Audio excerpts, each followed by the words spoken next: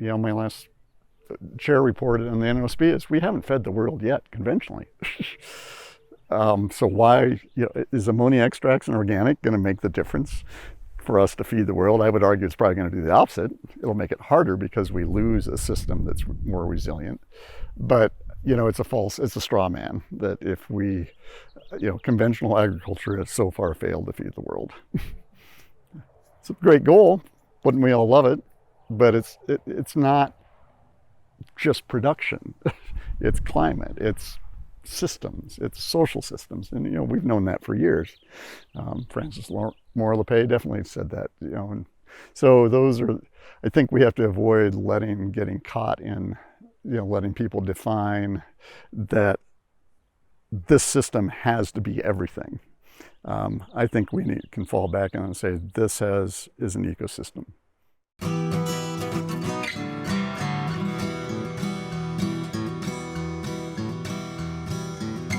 Welcome to the Real Organic Podcast. I'm Linley Dixon, co-director of the Real Organic Project. We're a grassroots, farmer-led movement with an add-on organic food label to distinguish organic crops grown in healthy soils and organic livestock raised on well-managed pasture. You just heard from Steve Ela, an organic fruit farmer on the western slopes of Colorado. You'll hear Steve discuss control of the dreaded codling moth with a virus used as biological control. He also uses pheromones to confuse pests in his orchards. I met Steve when he was on the National Organic Standards Board. The 2017 vote on hydroponics was Steve's first meeting, so you'll get to hear from him firsthand talk about that experience in this conversation.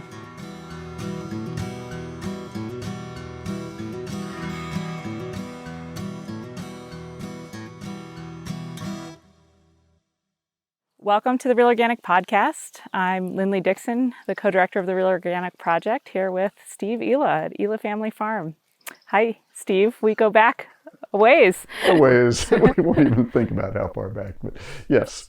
Tell us about Ela Family Farm. What's going on here? Oh, well, we are a fourth generation fruit orchard certified organic. We have been around for over 120 years, so obviously we haven't been certified that whole time. We've been growing every which way. We started back into organic production in 1994 and became 100% certified in like 2004. So we're very committed to that direction. But we grow peaches, pears, apples, plums, sweet cherries, heirloom tomatoes, some other things, whatever we can to make a little bit of money. But so that's, and we have a commercial kitchen on the farm. So in addition to growing fruit, we process that fruit into artisanal goods and such. Tell me a little bit about the family history. How'd you end up here in Hotchkiss, Colorado? My family, my mom's side, my mom was the farmer, moved to western Colorado in the Grand Junction area in 1907 and kind of bounced around. We then, my granddad had a place that he bought in 1920 that I grew up next to, but Grand Junction is now 4 or 5 times the size it was when I was growing up, and the area that used to be rural and farming and whatever is now houses and subdivisions, and that is part of our farm, is houses and subdivisions. So we literally just got overrun by population growth, and we knew the growers up here in Hotchkiss, and this place came up for sale, so we bought it in 1987 and made the transition from Grand Junction to Hotchkiss. What's the difference in growing environment? Are you a little bit higher elevation? 1,000 feet higher, so about 10 days later, a little bit cooler. I would say if you're gonna, I haven't done the stats, but 4 to 5 degrees cooler-ish. And I think probably the big difference really shows up more in October. So we can grow great apples up here because the temperatures in September shift to that kind of fall, cooler mountain temperatures, which apples love, whereas the Grand Junction area just stays hotter longer. And so that little bit of 3-4 degree change is the difference between growing great apples and apples that are good, but it's just a better apple growing area up here. Meanwhile, we're hot enough in the summer, we can still grow great peaches. But we're not gonna, I know growers in Palisade area that grow peaches into October. We're not gonna do that up here. We just don't have the heat units that late season to do that. But we'll start peach harvest here in a week, and we'll pick peaches in early September, and then we'll switch to pears and apples. Talk a little bit about the climate of Southwest Colorado here and why it makes amazingly tasting fruit. A lot of people around the country don't know that this fruit is, in my opinion, the best in the country. Or they don't believe us. But, you know, it's the desert southwest, so we get that 40 to 50 degree diurnal swing where it can be 90 at night and it can be 50 during the, 90 during the day, 100 during the day, 50 degrees at night. And that 50 degree swing seems to really bring out the sugars and the color and of the fruit, and especially as we get into August and September, we really see that. You get a few cloudy days in September and some coolness, and the apple flavor just kind of pops out. And so I think it's just that weird, hot, cold, a lot of sun, you know, good water, of course. That combination is unique in the country, and certainly this area is unique in Colorado. So how do you market? I know you go to farmers markets still. I know there's a local cooperative. Are you just really diversified and doing everything? So in 120 years, we have marketed probably every way possible. Maybe not every way, but we've given a good shot. We at this point, and you know, always subject to change because never say, you know, the one thing is the right thing. At this point, we do, in a normal crop year, we would have 40 to 50% of our fruit go to farmers markets in the Front Range. So we're the local fruit grower in Fort Collins, which is kind of blows the 100-mile diet out of the window since it's 350 miles to Fort Collins, but that's just the way Colorado works and where fruit is grown.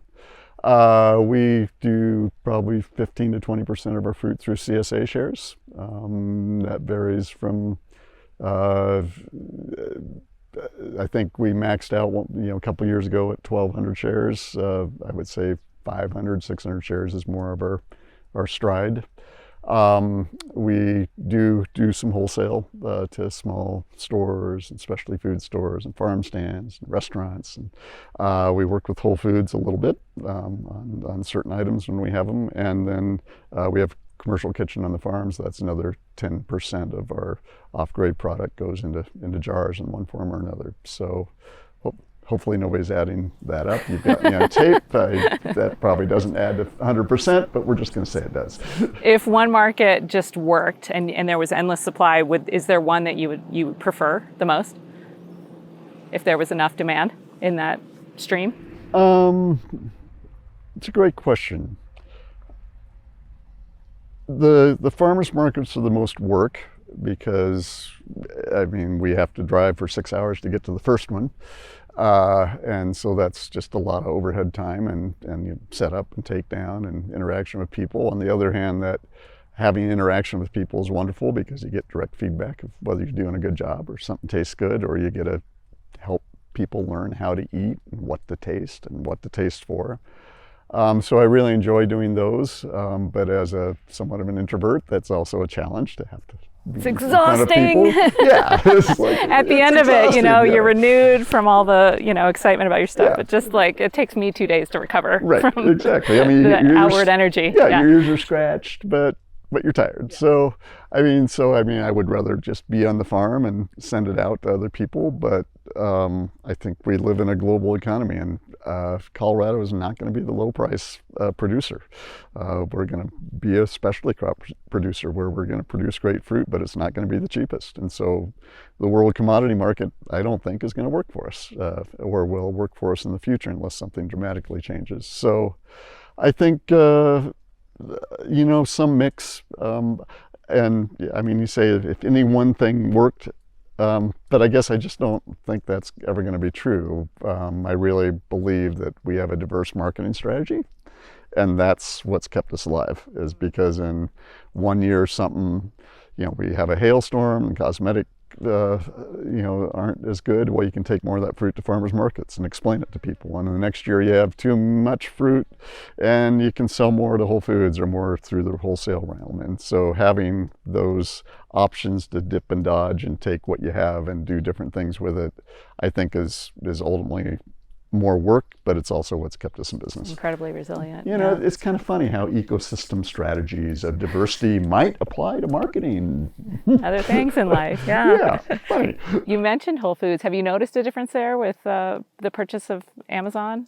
You know, we haven't too much. We've had really good people we've worked with there. Obviously, anything in any company can change depending on the people. So, but so far, knock on wood, they've continued to treat us pretty well.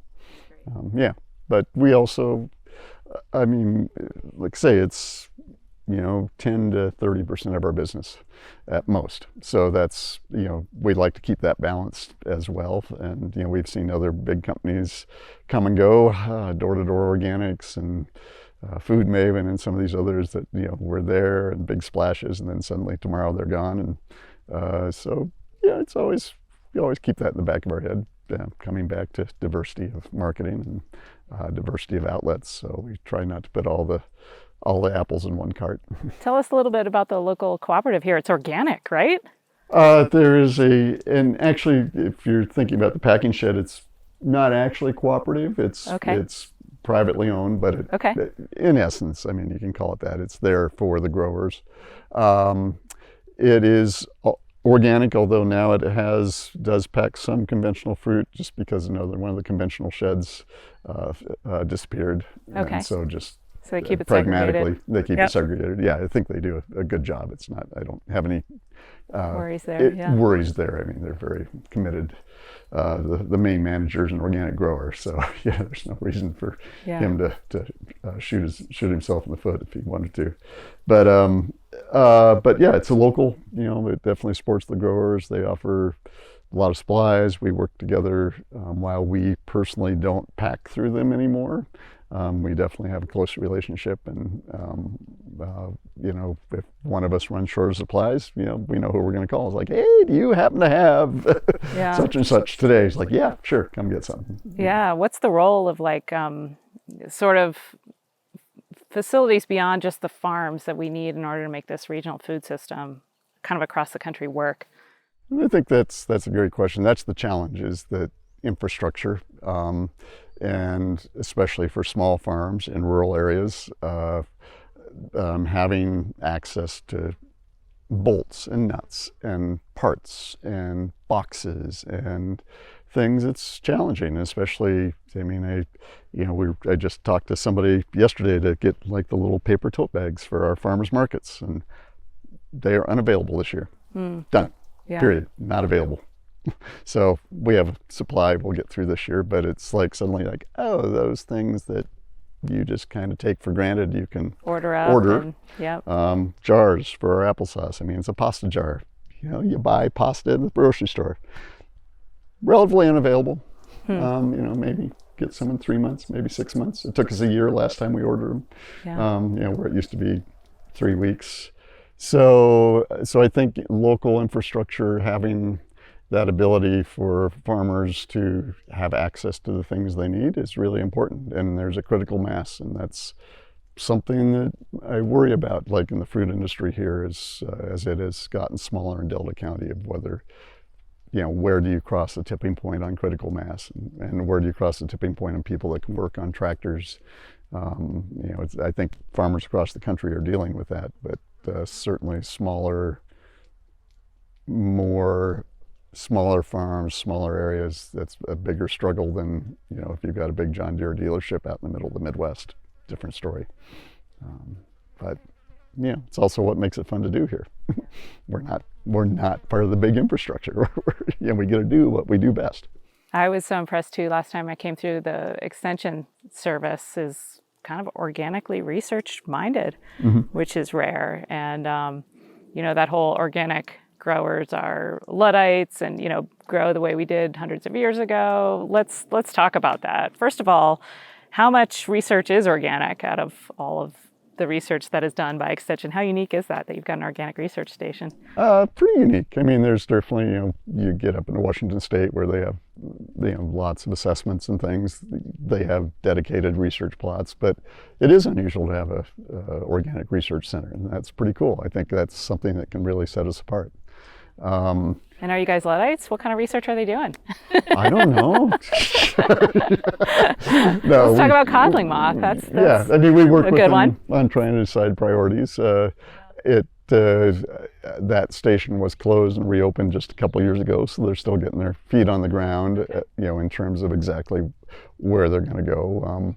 But I think, the whole Luddite thing, I think, makes me laugh. As I tell people, at least on this farm, yes, we use techniques that have been used for hundreds or thousands of years, but the way we use them is often based on research of the last 10 to 20 years. If you look at our insect control program, it's all research of the last decade and how we do it. Yeah, do we still use lime sulfur and sulfur in some of those things? Certainly. Do we use mating disruption and virus and biological control in better ways? Certainly. And so, I think my story is always that we go through eras, the Iron Age and all these things historically. Well, I think in the post-World War II, we went through the chemical age, where we had all these great pesticides that killed things and prevented pests. We went through the space program where we were manufacturing food, and ingredient lists expanded with lots of unpronounceable names. But we thought, we can substitute manufacturing lines for nature, and we did. And it worked for a while, and then we saw the downstream consequences of DDT and other pesticides and the treadmill of spraying one thing and having to spray for another. And I think now what we're seeing is the return to the biological age. Biology isn't being a Luddite, it's actually paying attention to ecosystem services. And that knowledge base is expanding and still very much a black hole. And so if we look at sewage treatment or where oil and the BP spill in the Gulf went, where did it go? It was eaten by bacteria mostly. That's biological. It wasn't cleaned up. And so what do we do on our farm?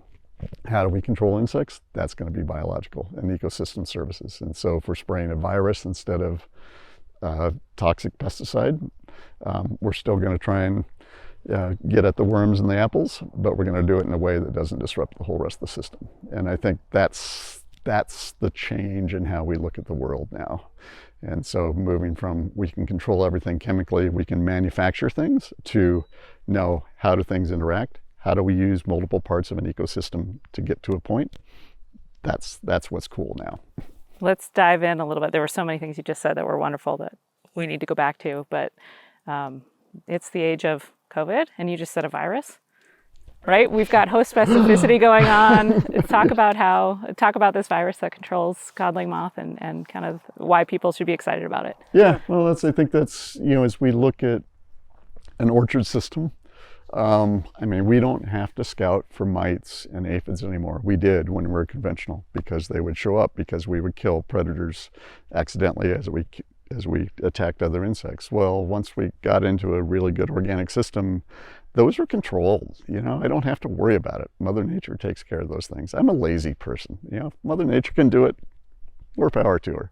And so the challenge is, how do we take the handful of insects that are not going to be biologically controlled naturally? Almost all of them are invasives.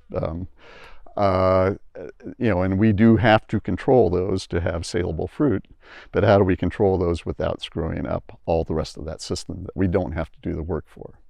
And so that's where codling moth, worms, and apples is a big one. It's survived thousands and thousands of years. It's survived neurotoxins and DDT and guthion and all these.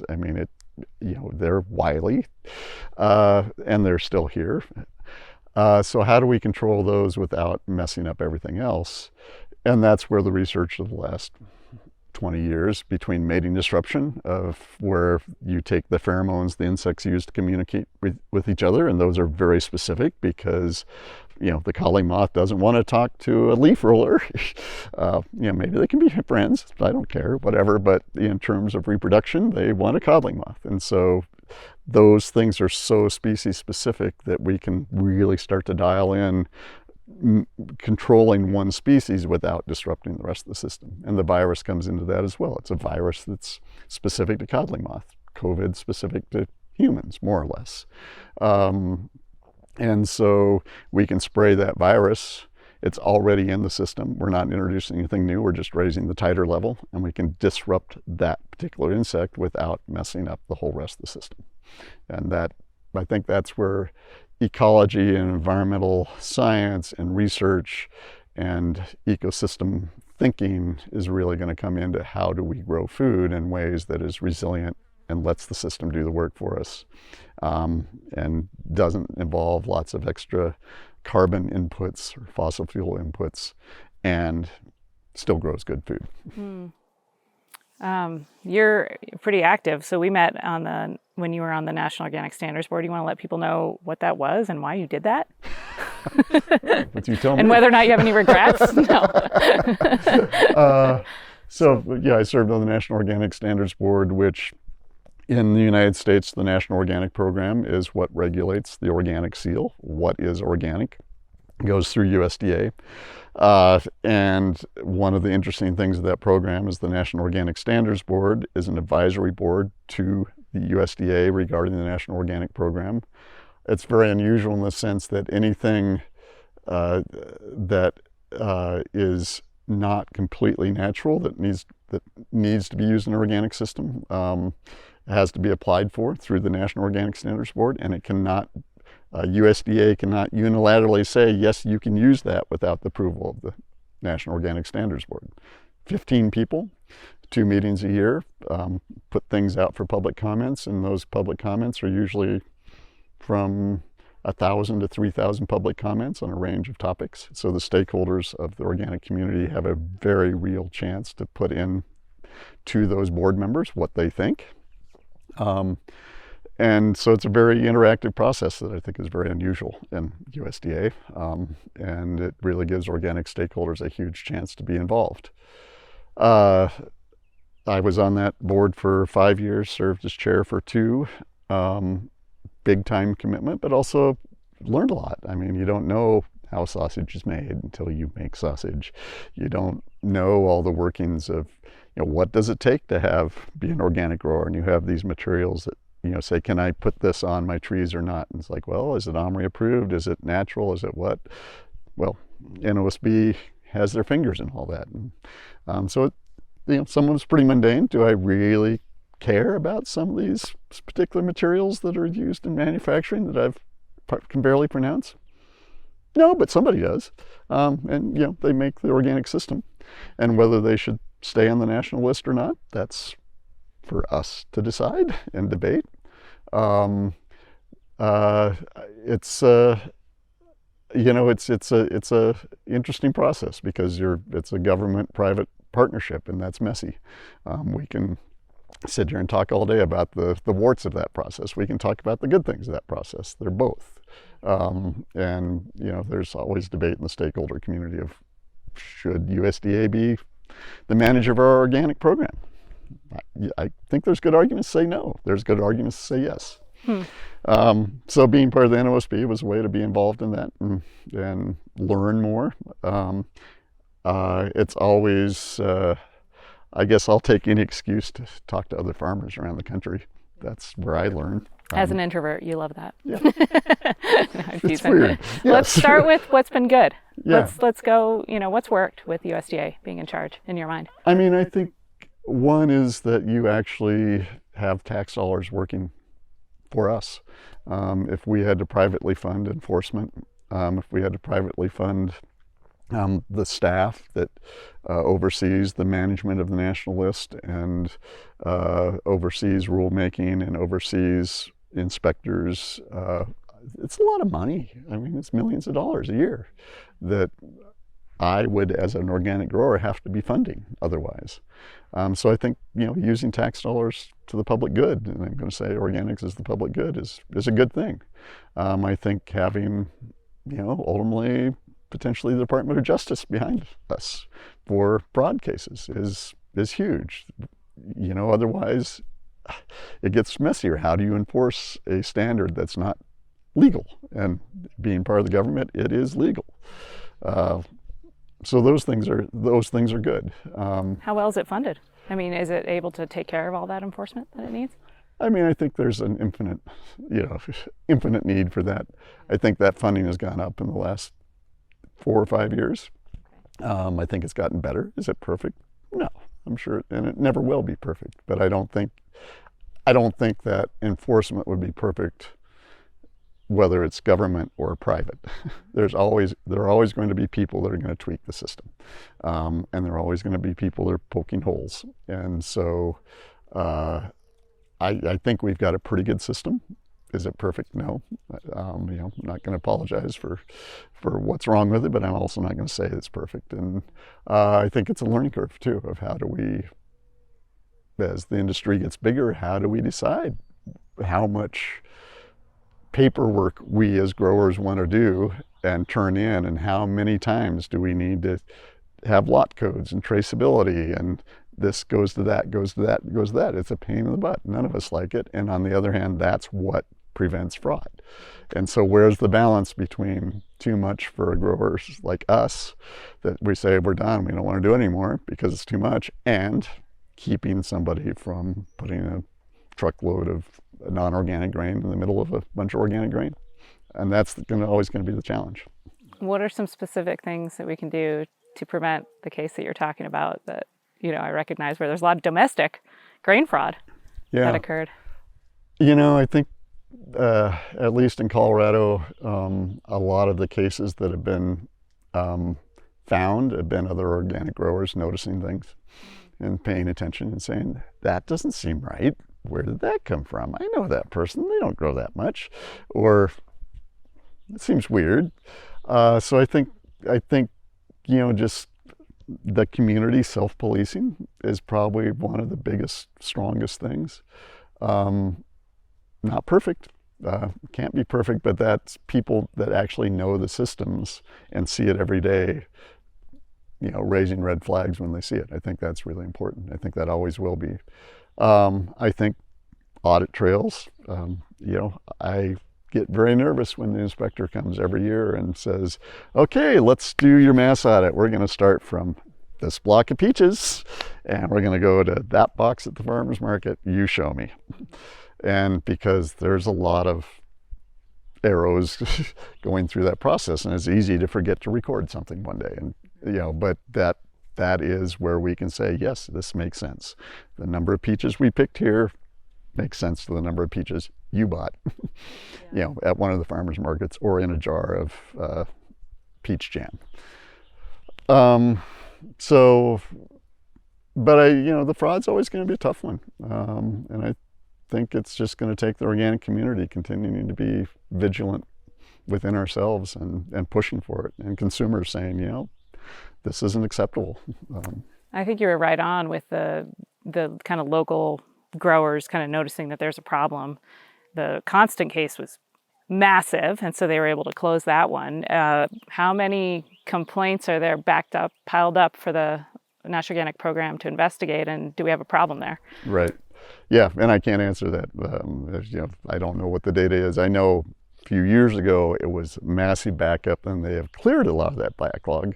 But I don't know the stats now where they are. And the hard part is, like anything, you can't. It's a lot of pencil pushing to crack these fraud cases. It's a lot of paper trails, and you don't just sit down and do that overnight. So I can't imagine being the person trying to track those fraud cases down, because you're going through reams of paper and books. Would not be my favorite job. On the other hand, it could be fascinating. One of the things that was missing that seemed so basic was like the acreage that was under that certificate. Yeah. And so hopefully we're getting that. I don't know that we're there yet. Is that something that's getting resolved? That seems like an obvious one. It is, yeah. And I think the last year there have been proposals before the NOSB of how to do that. And there's been some good ideas, and it's the devil's in the details, as always, because it's like, oh yeah, we should just be able to do that. Well, we're standing in an acre of peaches here. I have blocks that are 1/4 of an acre. I have blocks that are 5 acres.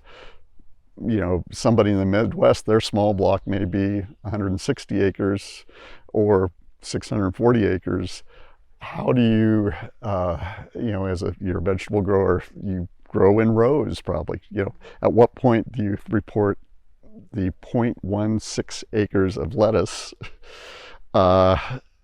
Because, if you picked, I don't know how many pounds of lettuce out of that. If you picked 4 times that, that would be a red flag, but you have to report it to that scale. Well, are you going to spend, all that time reporting about 0.16 acres of lettuce? Yeah, I can see what you're saying. So it's like we're getting lost in, we had someone who was really a problem, right? Affecting the price of grain and the number of organic growers across the entire country. And yet we wanted sound and sensible for the small growers. Do we need to be treating small growers differently than large scale growers?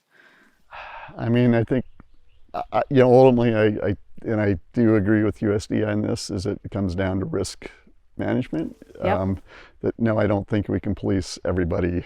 I don't want you to report 0.1 acres of lettuce because you'll go crazy, you'll quit growing it. Right. I do want, these big folks to say, does it make sense that I got how many bushels from this, quarter section of corn?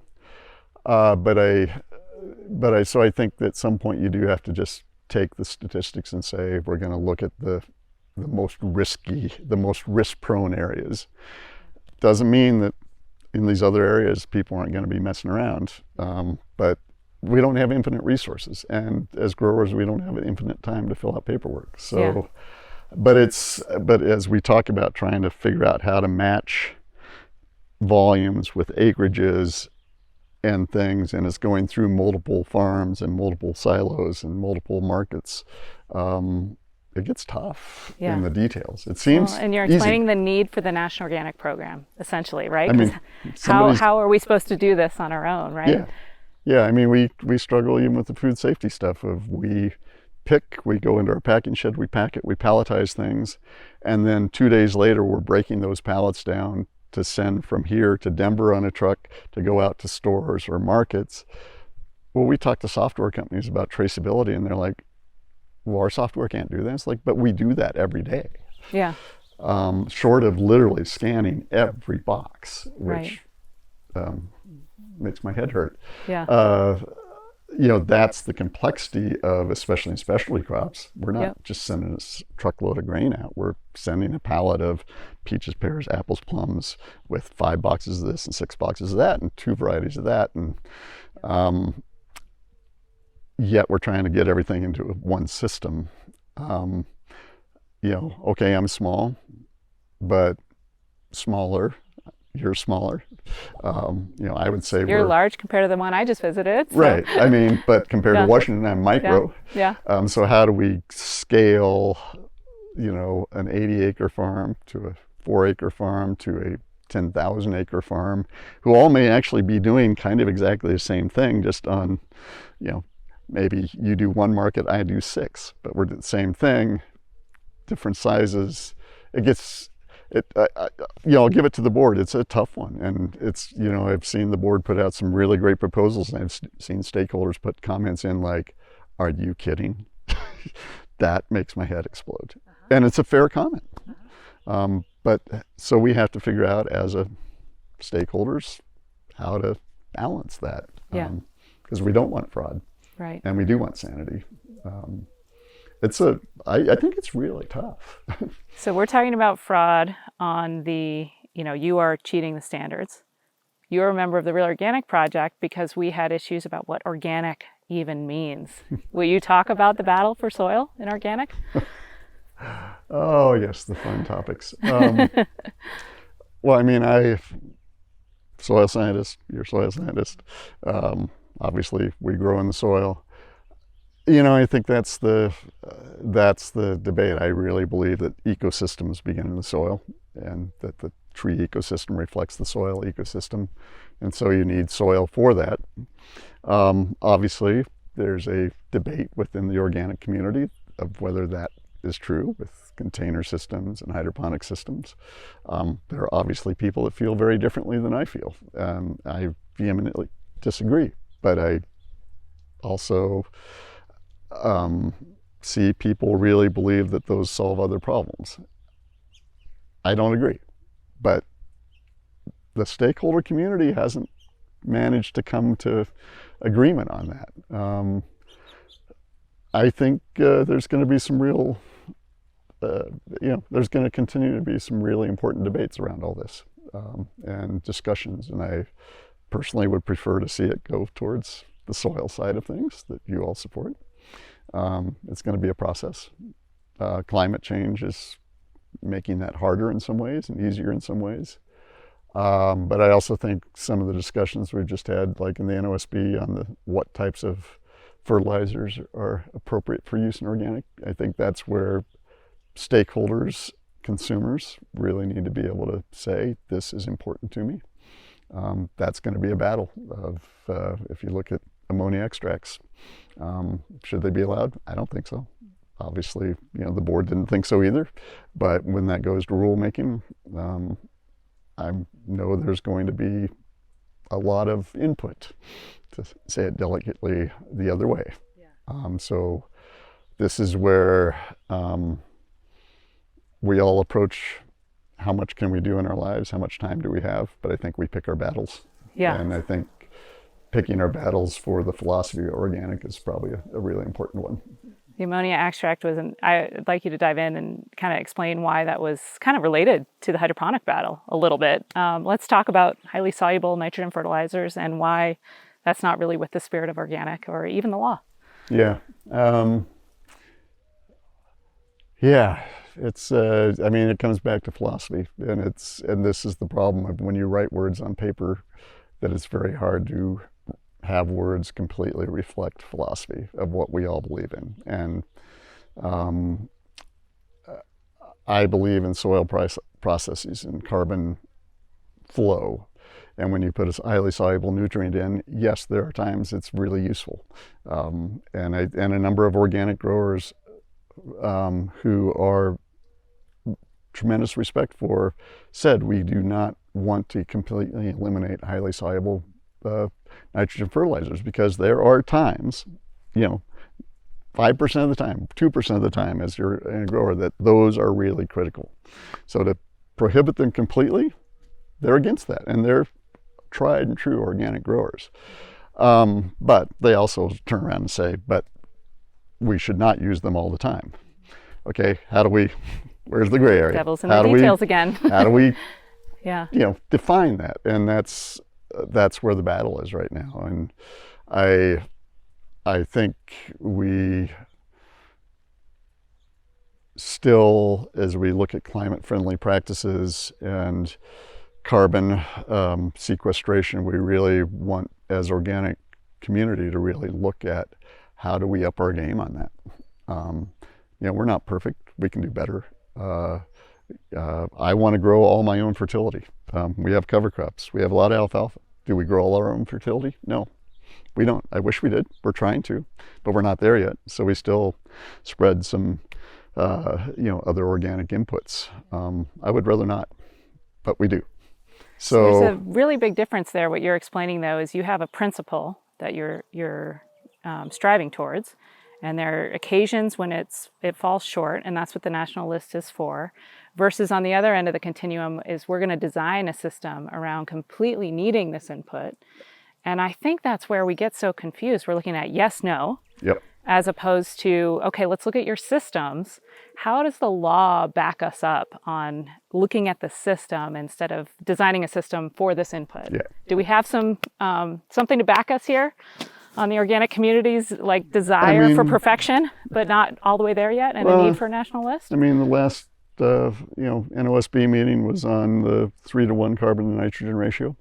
That was at least an attempt on my part to put into the law.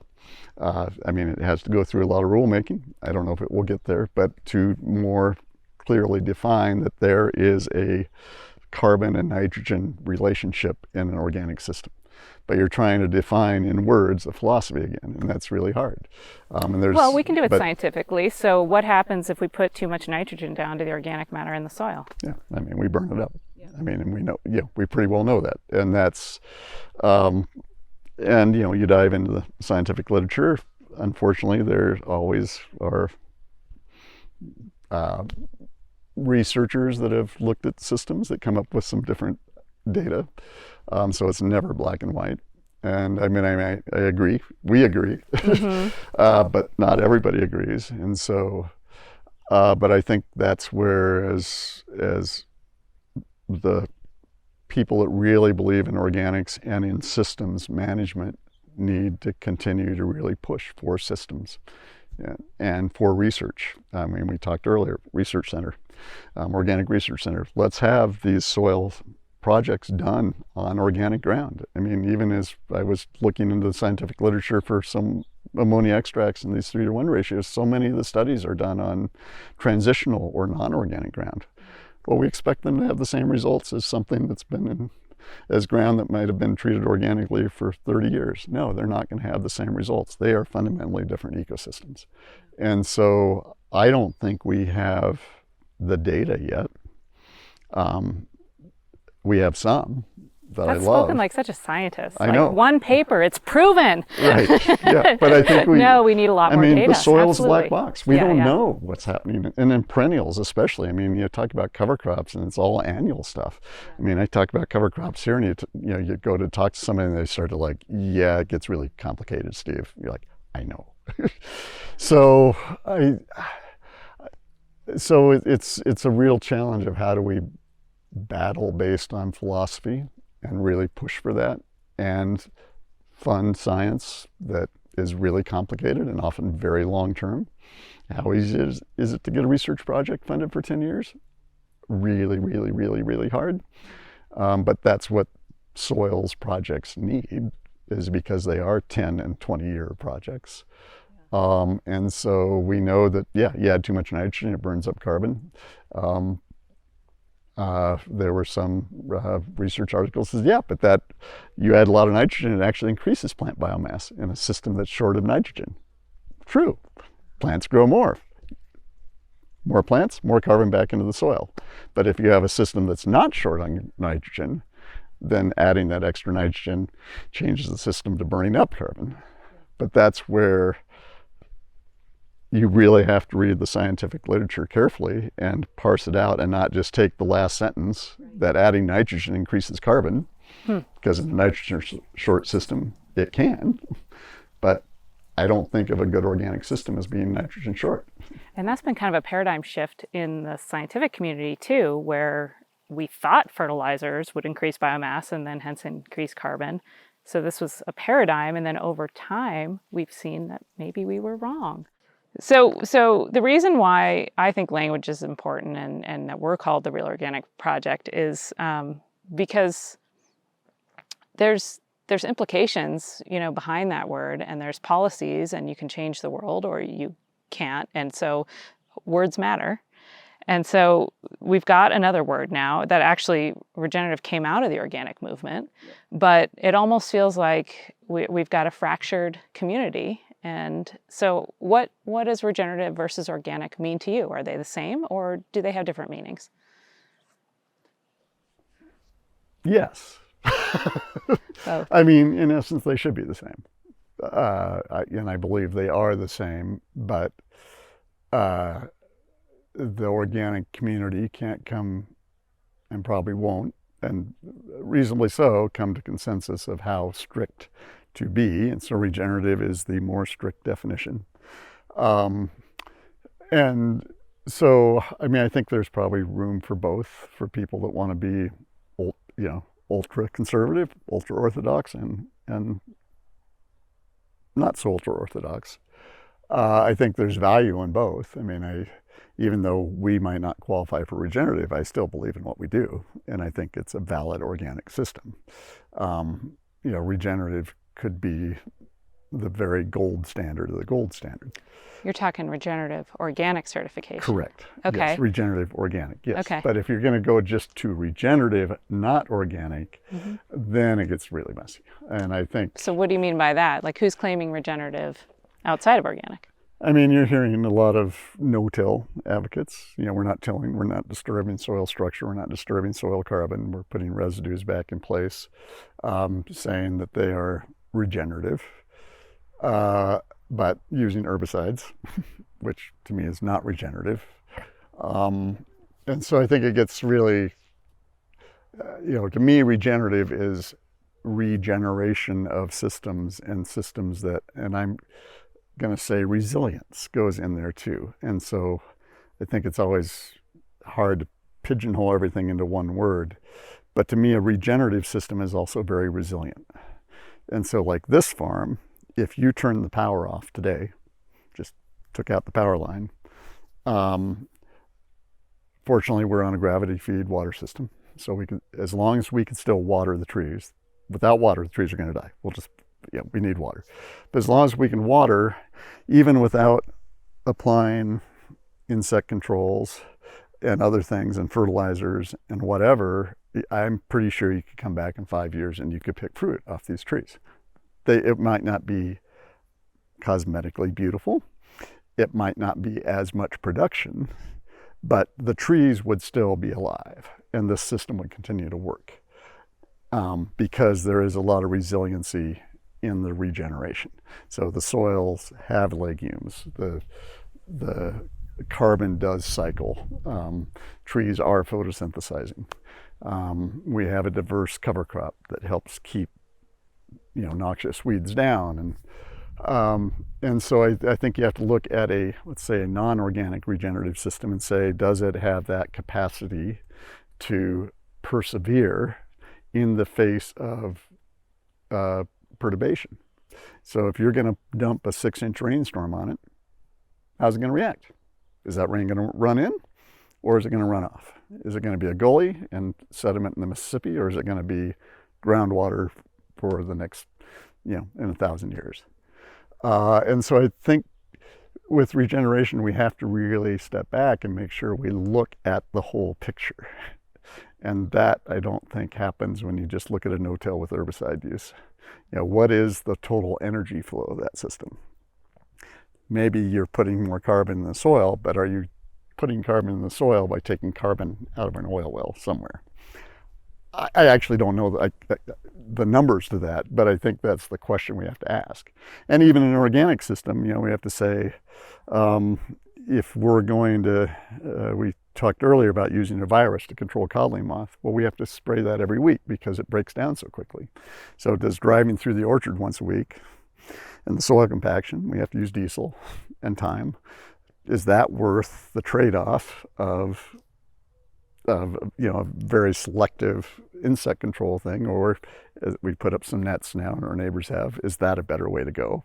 But nets have an ecosystem cost too, because they're going to change the ecosystem of the tree by including and excluding things.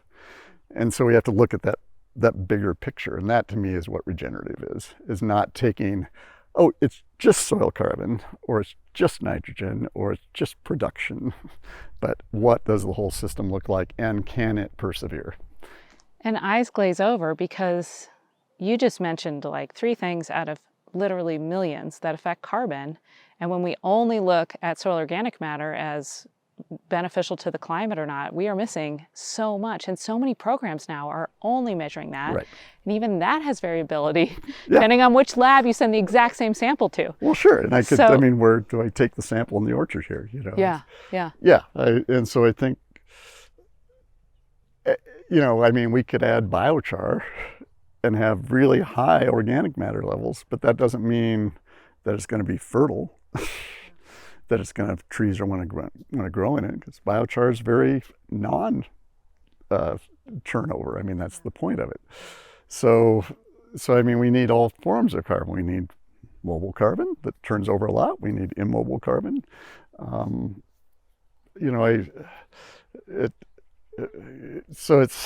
we need to be looking at carbon that's not affiliated with what's in the soil that we're also using in our system, if we really aren't going to be fooling ourselves here. Yeah. We had a friend who has done a lot of carbon modeling professionally, and he looked at the farm and he said, we're pretty close to carbon neutral. We may be a little bit on the wrong side, depends how you want it, but that included fuel to go to farmers markets.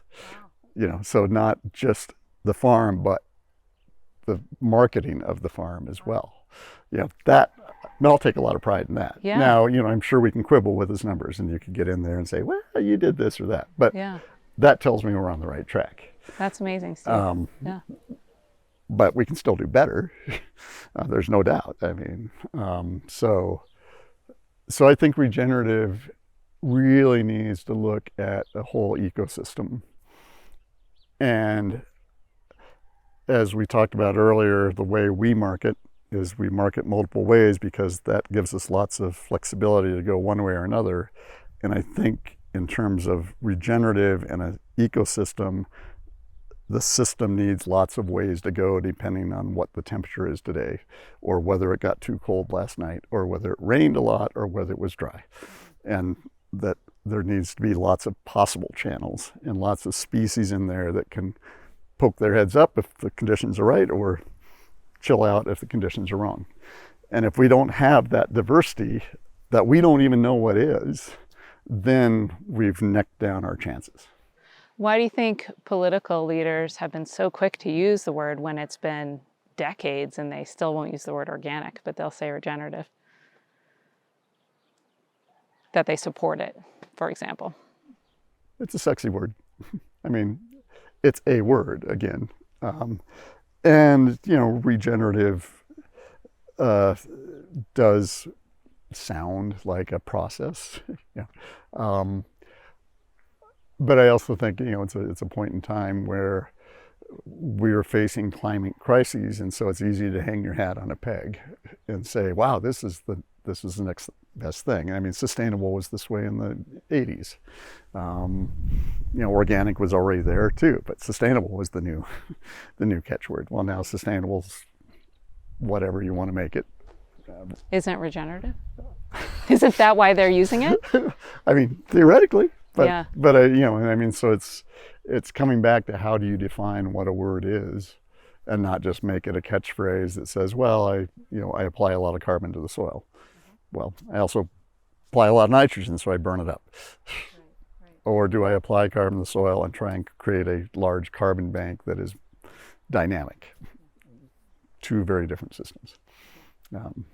So in Europe, they've got their Farm to Fork initiative. Have you heard about this? I've heard of it. I can't say I'm. Yeah, I don't know too many details, but fully embracing organic, yep. Right? They're gonna, by 2025, it's like 25% organic, or maybe it's 2030. And I forget the other one. Oh, they're gonna just across the board reduce pesticides and fertilizers by half. So it's very much organic, right? What's going on in this country that we can't embrace organic? And we have to come up with other words instead of organic. And there's even hostility towards organic farmers around the country as we visit that, you're lucky you're in like an organic oasis here in Colorado, but organic farmers they really get attacked. What's going on here? Yeah, I think we live in a country that's polarized. People of all sorts get attacked now for differences, as we've seen. But I think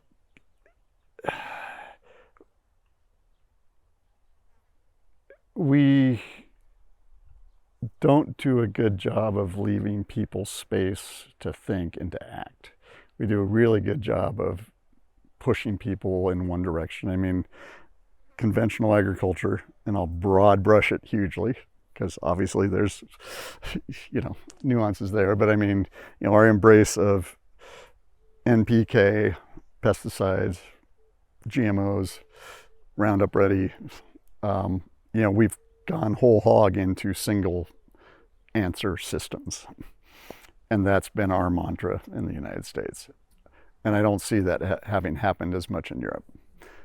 We've also gone whole hog into extreme consolidation of meat packing and production and big farms. And I think that all makes it harder to be diverse and think broader. And until we say that that's not a functional system, we're kind of stuck there. I think we've also, and we heard it with the ammonia extracts come up, we need these to help feed the world.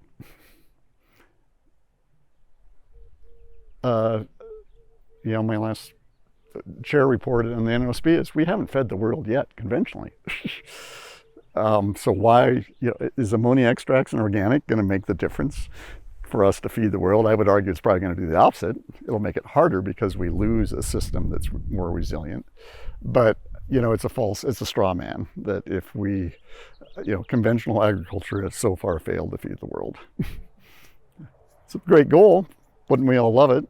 But it's not just production. It's climate. It's systems. It's social systems. And, we've known that for years.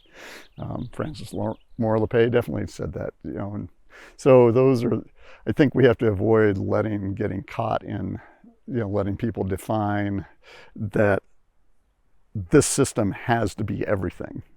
I think we can fall back on and say this is an ecosystem. Ecosystems have survived for years and centuries and millennia. The model we base on single answers, whether it's DDT or nitrogen, have not shown sustainability and resilience and regeneration. They work great for a while, and then we have to prop them up with something else. And I think that's, we need to be honest with ourselves, and we're not very good at doing that. We're not good at admitting that Iowa's losing how much topsoil a year down the Mississippi. We're not good at saying the Mississippi the Gulf of Mexico has the dead zone, right? Or the Chesapeake. Talking about the costs. Yeah. I mean, we externalize those costs, and until we internalize those costs, we're not gonna know. If we internalize those costs, then suddenly the economics are going to really change. Yeah. And I think that's, to me, a lot of organic growers voluntarily internalize those costs. Yeah. They take it on themselves to say, I'm not going to have soil erosion. I'm not going to have nitrogen pollution. I'm not going to overapply phosphorus. I get frustrated with them. It's like they're apologizing for tillage right now when they're incorporating so much biomass. Some of the best organic farmers in the country are accumulating carbon while tilling. Yeah. And should we be apologizing for tillage? No. Yeah, I agree. I mean, when done well? Yeah. Exactly. When done well. And doesn't mean that it's the only solution or that there might not even be better solutions, but it's a process. I mean, we're always going to learn. We're not going to have the magic bullet right out of the gate. Yeah. So, I think we've really struggled to take credit for what we do. Mm-hmm. And we've been marginalized, there's no doubt. Consumers have said that we shouldn't be marginalized because what's the last stat? 80% of people buy organic food at some point. Yeah. But it also then that creates the opportunity because there's now this huge marketplace to want to get in on it without playing by all the rules. Yeah. We talked about that, but I think it's just coming back again and again to ecosystems, biology, ecosystems. So in like this idealistic world where real organic just takes off and wins or whatever, completely succeeds, what does that look like? What do we accomplish?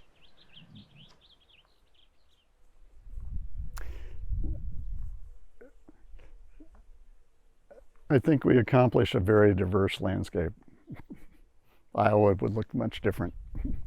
And the crops that we eat, there would obviously still be the mainstays that we eat right now, but there would probably be more side crops. There would be larger rotations. There might be more grazing rather than just feedlots. I think it would just be a much more diverse rather than monoculture landscape. And that, I think that's, it's been documented it works. Hedgerows work for water conservation, even though the crop right by them is less. The whole field is more. Contour tillage works. Grassed waterways work. There's no doubt. But we subsidize saying you don't have to have that. It's okay to fill in a gully. Is that the organic landscape that you see now? Is that what you wish the government would put their money behind? Mm-hmm. Is organic? Yeah, and I would like to see the government put the money behind not paying for the downstream costs. Somehow tying if a bushel of corn can be produced for, and I don't grow corn, so I don't even know what the prices are, but if it's $1 a bushel, but the Army Corps is spending 10 cents a bushel dredging or dealing with dead zones, then it's $1.10 and charging that. They're doing the opposite now, right? They're giving the check to keep growing it, right? Exactly. At the detriment. Yeah, I mean, I think that's really where we get down to it, is we have policies that subsidize the wrong side of things. Yeah. Well, thank you, Steve. Thanks for all your work. I mean, you're moving on to NOC now, National Organic Coalition. Yeah, as a consultant. Yeah. Yeah. Okay. Yeah, keep the finger in. Yeah. Well, thank you for all your contributions to the organic community and for being part of Real Organic in your time today. Yeah, you too. And you're this little piece of the beautiful biodiversity that you're envisioning for the world, just doing your part there too. Well, we try, as I think most growers do. Most of the really fun organic growers are the ones that, are really always questioning. Yeah. Like, what could I do differently? Yeah. What could I do better? And they're proud of what they do, but they're not complacent. Yep. There's always better. I think that's a real key, is saying, no, we're not perfect. That real spirit. And then let me teach you. Come here. This is awesome. This is changing the world. Let me teach you how to do it. Yeah. Or let's brainstorm. Like, this bothers me.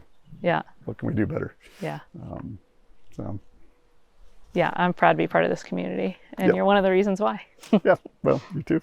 I mean, we all are. I mean, it's a fun community. It is. And the edges are tough. That's, as in everything, it's always, the core is there, the edges are tough. I like that. Yeah. Stay in the core and keep fighting for it. Yeah. Thank you, Steve. Thank you for listening to the Real Organic Podcast. Our movement is growing because you are subscribing and sharing these podcasts with your friends. Keep it up and leave us a rating and a review while you're at it. As always, you can find a video version of this interview at realorganicproject.org or on our YouTube channel. Join us next week when we'll be hearing from Jeff Moyer, CEO of the Rodale Institute, actually CEO Emeritus. He also served as the farm manager and director for 3 decades at Rodale.